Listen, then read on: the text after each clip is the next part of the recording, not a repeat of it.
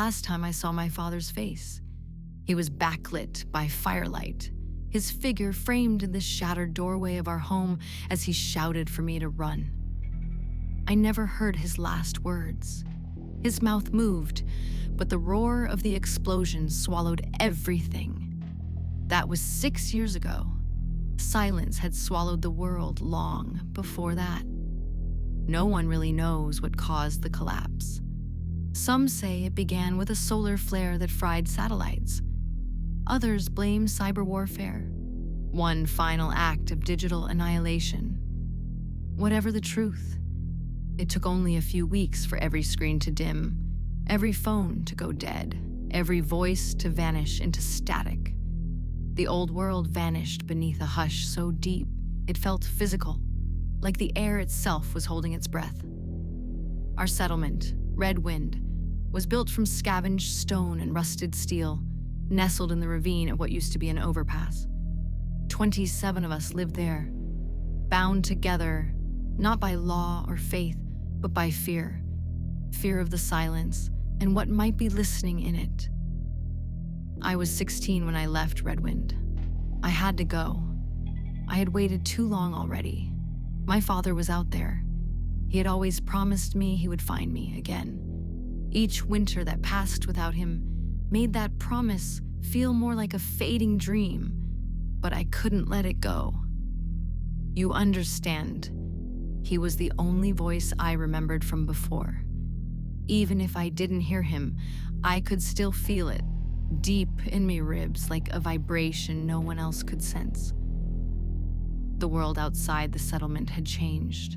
Forests overtook cities. Roads crumbled into moss-covered skeletons. But the worst thing of all was the absence of noise. Not just mechanical noise. No bird song, no insect chirps, no wind through trees. The stillness was constant and complete, except when it wasn't. And those were the times you had to run. I followed the map he left behind. It was hand-drawn in charcoal, traced over a tattered page from an old technical manual. Symbols marked the route. Crossed hammers, a solar disk, a scribbled arrow pointing northeast. I thought I understood it. I didn't. Around the 5th day, I passed through a hollowed-out town where cars lay scattered like toys, left behind in a tantrum. As the sun dropped, I found a collapsed library to sleep in, drawing my coat tighter against the cold. That night, I awoke to the sound of whispering. But it wasn't whispering. It was something more mechanical. Tick, tick, tick, almost like Morse code, tapping against the metal beam above my head. I lay still, heart pounding. Maybe it was an animal, maybe wind. But wind didn't return the same pattern twice. I left before sunrise. On the 7th day, I came across a settlement. It looked abandoned at first. Burnt-out huts, empty fields, cracked cisterns. But as I passed through the center, I felt eyes on me. Not saw. Felt. There's a pressure that comes with being watched, like your bones are being measured. I turned, scanning windows and doorways. Nothing. Then I saw the mirror. It hung crooked on the outer wall of a shack, reflecting more than it should have. Behind me, the street was empty. But in the mirror, a figure stood. Tall, thin, unmoving. I turned sharply. No one there. When I looked back, the mirror only showed me. I didn't sleep that night either. By the 10th day, my water was gone. My food down to half a stale ration. The map led me into the hills, where the trees grew twisted and gray, as if the soil itself refused to nourish them. I was close now. I could feel it. Every step forward felt like splitting skin. This was where he had gone, where he'd promised he'd wait. I found the tower the next morning. It rose from the hilltop like a finger pointing at the dead sky. A communications relay from the old world, maybe 20 stories tall, rusted through, its satellite dishes drooping like wilted petals. At its base, a bunker door lay half opened, the steel edge stained with something dark. I called out.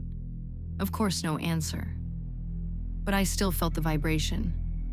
I descended the narrow stairwell into the dark. My flashlight flickered, then steadied. The air smelled of copper and mildew. Every few steps, I found fragments of what this place had been: battered terminals, wiring torn out, broken solar cells stacked like brittle plates. And then I found the light. It blinked from a console in the far corner, red, steady, impossible. Nothing should have worked. I approached, heart hammering in my chest. As I reached out, a voice, a real voice, crackled through an ancient speaker. Thalia? My name. My father's voice. It was him. I collapsed to my knees, sobbing silently, not daring to speak for fear the moment would vanish. The voice came again, distorted but unmistakable. I'm still here. I'm trying to reach you. I slammed my hand on the console. I'm here. I'm here.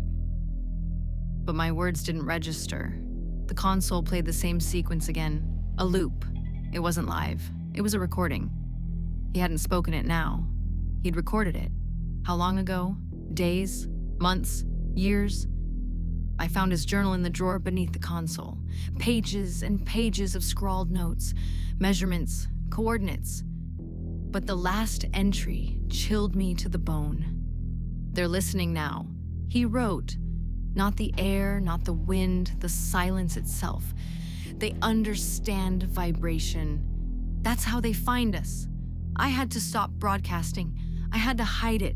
If Thalia finds this, I hope it's still safe here. I heard the tick-tick-tick again. Only this time, it was coming from inside the walls. I turned off the flashlight and held my breath. My pulse pounded in my ears. The ticking grew louder, like something searching. I realized then I'd made too much noise. I had activated the console. I had read aloud. They heard me. The shadows began shifting, even without light. There are things in the dark that don't need to see. And I had announced myself. I grabbed the journal and fled upstairs, slamming the bunker door behind me. The silence was deeper than before, like the world had muffled itself in warning.